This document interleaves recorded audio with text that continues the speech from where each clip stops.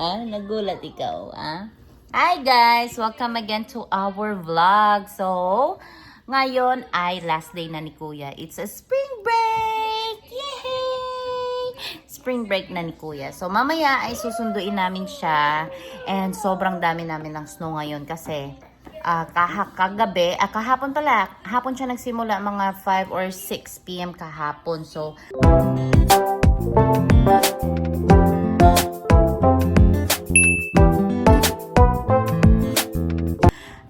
meron kaming spring snowstorm na nangyari kahapon and then continue siya until today. So, I hope na hindi na siya uulan talaga kasi malalim na yung snow and wala ako gaano nakita kaninang umaga ng mga nagpo-plow. So, meron lang dito sa may baba sa amin may nag-plow. Pero pagdating ko doon malapit sa school ni Kuya is napakalalim nung snow.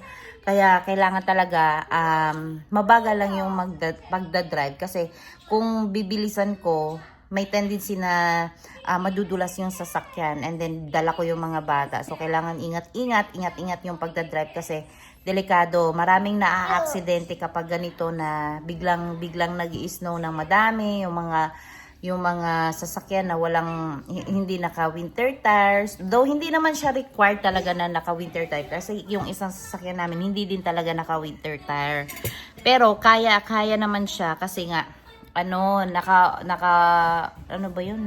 Yung 4 na gulong yung umiikot niya kaya niya naman na umiikot. So yeah, yun ang problem lang dito talaga kasi gaya nito, spring na kami pero humahabol pa din talaga yung snow. So I hope na wala nang snow but pagtingin ko sa app kanina is mag-snow na naman kami next week. So hindi namin alam kung kailan talaga matatapos to kasi minsan May nag-i-snow pa din. Sabi nila minsan nga June nag-i-snow pa din. June is summer na yon. Simula na ng summer yun dito but it's okay. Ganun talaga. Pabago-bago na ang weather kasi nga nandahil na sa climate change. Marami nang nagbabago. Kaya, yeah, sunduin na natin si Kuya. Bakit naiinis si Pogi? Opo, magsusundo na tayo ni Yaya. Age, anong age? Agoy. Opo.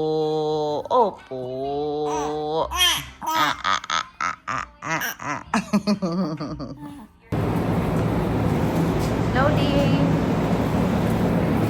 Nasundo ko na si Kuya guys. Hindi na ako nakapag-video kanina kasi nahirapan kami sa parkingan. Sira kasi yung bawal kasi kami mag-park na dun sa may parking lot nila kasi sabi para lang daw sa mga staff. Kaya dun kami sa gilid ng kalsada and napakadelikado. Napakadelikado dun sa kalsada kasi pag natamaan kami na ibang mga sasakyan tapos iitan pa pag naglalakad. So ito na ako guys, magluluto na ako. Hinati ko siya, 3 ulo yan. Tapos yung isang ulo nandoon sa freezer kasi next time ko na yun ilalagay. Pero wala akong bok choy nga. So yung malunggay yung ilalagay ko. Masarap naman siya. Masarap naman yung malunggay kahit na yun ang nilalagay ko sa sinigang na bangos. Masarap siya. Tapos iba yung sinigang ko guys. Para siyang tinola. Ang ginagawa ko, nilalagyan ko siya ng tanglad, nilalagyan ko siya ng maraming luya. Ganun ang ginagawa ko. Tapos nilalagyan ko lang ng sinigang mix. Hindi na ako naglalagay ng yung kahit na mga tawag nun, talong, ganun. Pero baka lalagyan ko ngayon ng okra kasi may okra ko dyan. So, yeah, magluluto na ako kasi anong oras na dito? Mag-aalas 4 na and then mamaya ay uuwi na din si Daddy para may makain na si Daddy pag uwi niya. Pero eto, maghuhugas muna ako ng mga plato. Actually guys, masakit yung ulo ko ngayon. Kanina ko pa ito nararamdaman kasi dapat hindi ako natutulog, hindi ako iniidlit. Ang nangyari kasi kanina, habang nanonood kami ng TV ni Alicia, nakatulog ako.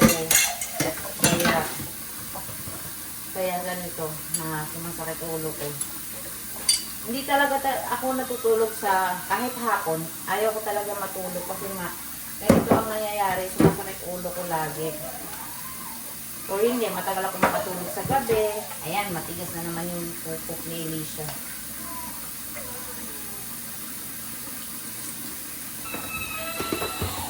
Sige lang, pupok lang. Constipated na naman itong batang to.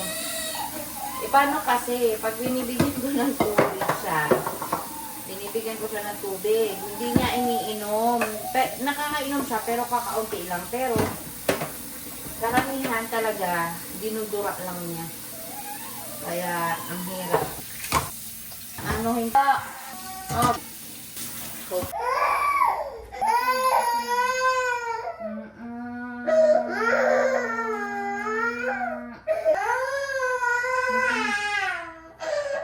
Yan, malambot na yung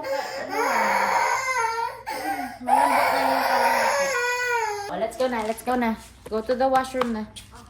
Oh, let's go. I can open the door for you. And, Kuya, papaliguan na kita mamaya, ha? Kasi madumi ko galing sa school.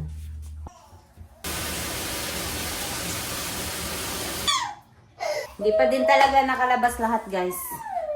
Hinahayaan ko na lang muna kasi wala na siya kumain doon. Si Pio naman kasi umiiyak. Umiiyak yung pogi. Gusto na ng dodo ni Mami, no? Gusto na dodo ni Mami yan, eh, no? Ha? Ang puting, ting-kuting, ang puting, ting-kuting, ang kuting, ting-ting, ang kuting, ting-kuting, ang puting, ting-kuting. Ay, tuwan-tuwa naman anak ko. Oh, say hi, I am 2 months old. Langgat ni Mami, mga anak ko. Agay, nagalit.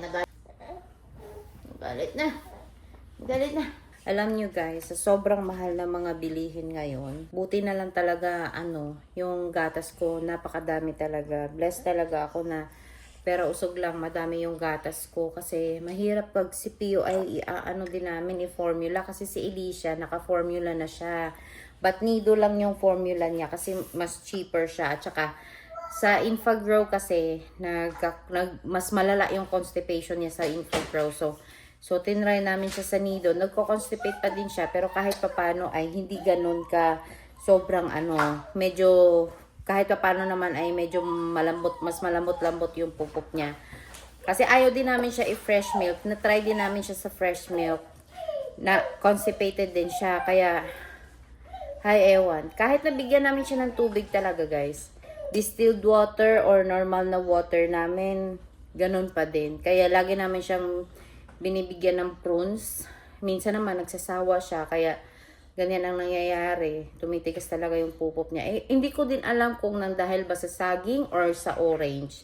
Pero pag meron kaming mixed veggies dito, yun ang pinapakain ko din sa kanya para kahit paano ay meron siyang fiber.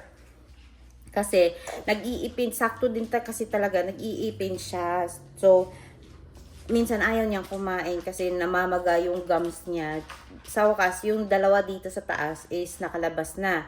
Meron na naman dalawa dun sa tabi nung taas na dalawa. Kaya namamaga siya. Kaya minsan ayaw niya talaga kumain. Kaya ito yung mahirap na stage talaga guys kapag nag-iipin na yung mga bata. But I'm so thankful na si Alicia is hindi siya maselan na nag-iipin siya kasi si Ethan dati sa Philippines, pag nag-iipin siya dati, nilalagnat, sinisipon, inuubo, but dito talaga si Alicia is so far wala naman. Minsan sinisipon siya, but mga ilang araw lang. Kaya effective din talaga na pinapakain ko sila palagi ng fruits. Kahit na mahal, pumipikit na lang kami ni Daddy minsan sa presyo kasi mas mapamamahal kami kapag nagkasakit sila kunyari, mas mapapamahal kami at saka kawawa ang mga bata pag nagkasakit. Kaya okay na din, masaya na din kami na kahit papano ay halos lagi-lagi sila kumakain ng orange, ng saging. Yun lang naman kasi ang favorite nila. Ayaw din nila kumain ng mga berries, mga strawberry, blueberry, raspberry. Ayaw nila. Lalo na sa raspberry kasi maasim kasi yun. Ayaw nila. And si kuya kasi is sa Philippines pa lang, nasanay na siya sa orange. Kaya dito, orange pa din siya. And si Alicia din, mas gusto niya yung orange. Ngayon, hindi ako bumibili ng grapes kasi grabe, sobrang mahal ng grapes. Pero siguro kung kapag nakapag-Costco na kami ulit, hindi pa kasi kami nakapag-Costco, mas mura kasi ang grapes doon, at saka mas masarap, mas matamis yung grapes doon. Pag meron ulit, nung nakaraan kasi wala eh. Pag meron ulit, subukan namin bumili. Kuya, ligpit mo muna yung orange, kuya, oh, kasi pinipisil niya. Look at that. Ligpit mo muna. Ethan! Ayan, naglalaro na si kuya ng snow sa labas. Ayun o, naglalaro sila. Palabasin ko din si Alicia. Oh, wait lang anak, wait lang. Ha? Come here.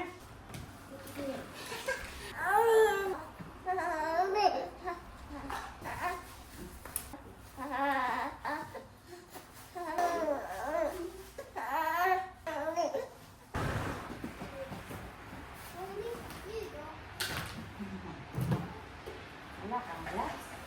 Pasok agad ha. Play with kuya. Pasok agad kayo ha, kasi oh. Yay! Don't eat it. Ha? Don't eat it. Malamig. Lamig sa kamay.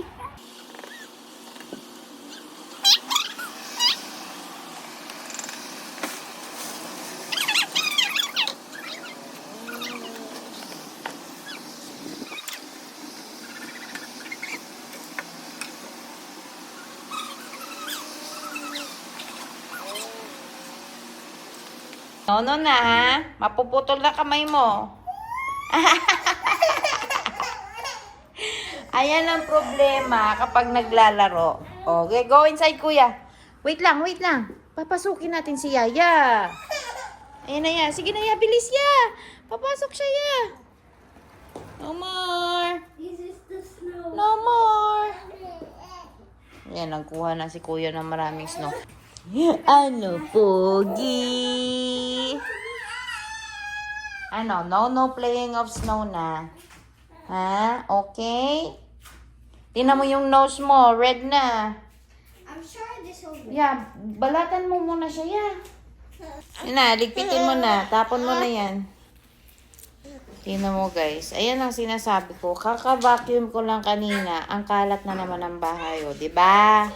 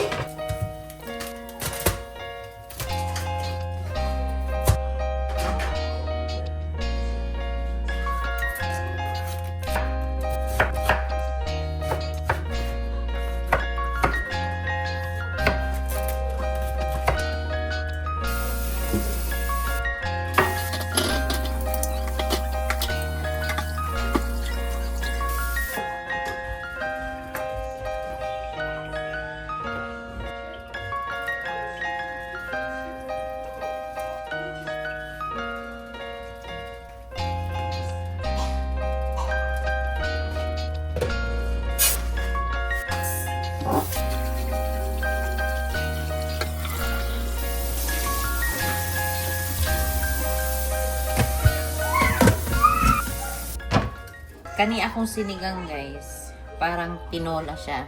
Kasi Bisaya ako eh. Diba hindi naman uso sa Bisaya. Sa amin, sa Siquijor particularly, hindi kami nagsisigang kahit nung bata pa ako. Never. Hindi ko maalala talaga na nagluto yung nanay ko ng sinigang nung bata kami. Mostly talaga tinola, mga ganon yung ulam namin. But sinigang is wala talaga. Kaya ano ko lang to nung nasa Manila na ako, tapos kami na ni Kevin nun. Doon ko lang ito lagi-lagi nang kinakain kasi nga Tagalog sila. Pag sa Manila, mahilig sila sa sinigang. Sa amin, sa Siquijor, wala gyuday. Wa pa ako kaila ani sa una. Kaila ra ko ani ang pag-ato jud ako Manila.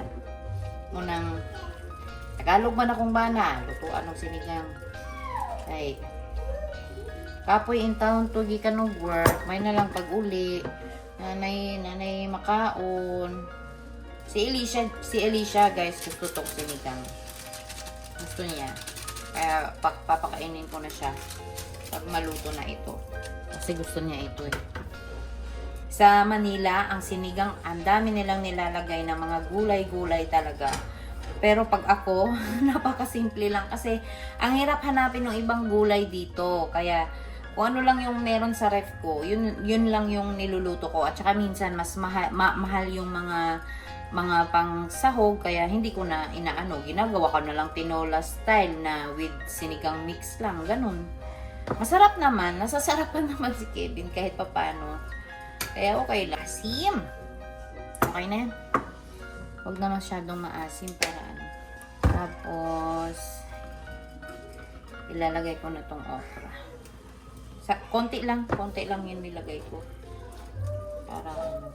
Tapos, ilalagay ko na yung malunggay. Tapos, guys, ang ginagawa ko, pag inilagay ko na tong malunggay, pinapatay ko na yung apoy para hindi masyadong maluto ang malunggay. Mas gusto ko kasi siya na ano, gusto ko siya na hindi ganon kaluto siya. And hindi ko siya hinuhugasan talaga. Usually hindi talaga ako naghuhugas ng ano kasi yung amoy ng malunggay masarap, mabango kasi siya eh. Yun yung para sa akin ha, kasi sa Siquijor ganon kami. Kahit na ano, kahit na saan galing yung malunggay na hinihingi namin, hindi talaga kami naghuhugas. Yeah, dati pa, hindi talaga kami naghuhugas ng malunggay. Kasi, ewan ko, masarap siya na pag i-diretso na siya. Yung hindi siya na dumaan na ng moist. So, ayan na yung itsura niya, guys. Oh. Tapos, patay na yung apoy niyan. Igaganyan ko lang siya. So, okay na yan. Okay na yan. Papakainin ko na si Alicia. Mas inuuna ko kasi si Alicia pakainin kasi mamaya aantukin na yan. And para makatulog na din kami ng aga pag dating ni Dad. Nagising si Pio. Sinakyan ni Alicia na naman. Loko talaga tong batang to. Lagi niyang binubuli yung kapatid niya. Nakita niyang mag-isa lang, nilalapitan ka agad yan. Lalo na pag wala ako, lagi yan. Ang sarap talaga ng ulo ng salmon, guys. Favorite ko talaga to. Kasi mataba siya. Tapos, basta masarap siya, mataba. Alicia, dali na, kain na.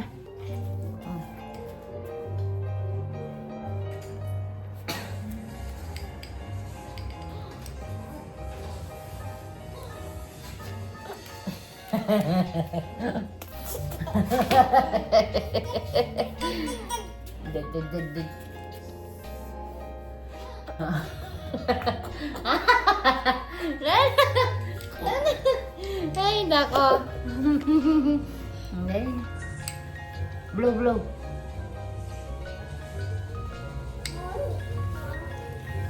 Yummy fish. Yummy fish.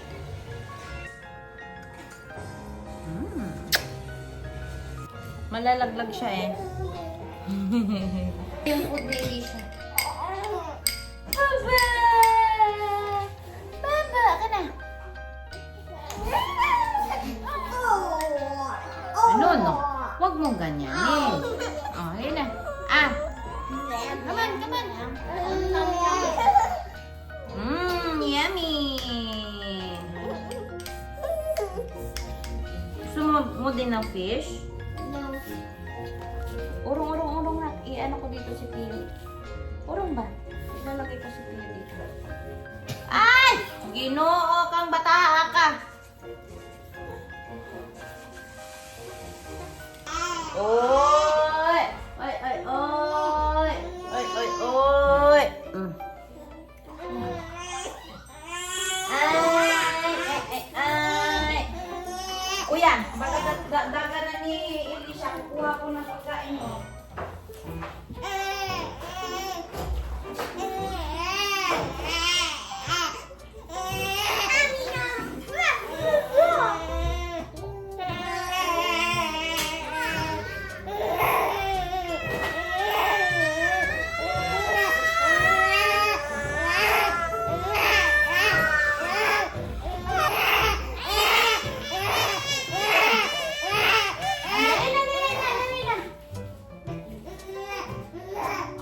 Dali na. Susubuan natin si ate. Hindi ka pa pwede kumain eh. Bawal pa ikaw eat. Hindi pa ikaw pwede. O, dali na. Ayun na ate, oh. Ayan na nga. May buto kasi to. Kaya, oh. Ayun na. Ah! Elisha! Eli!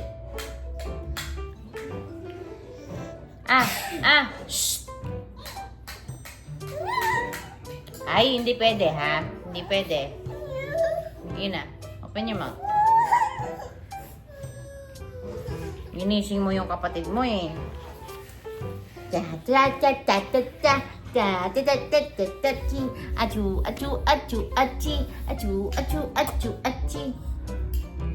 hi.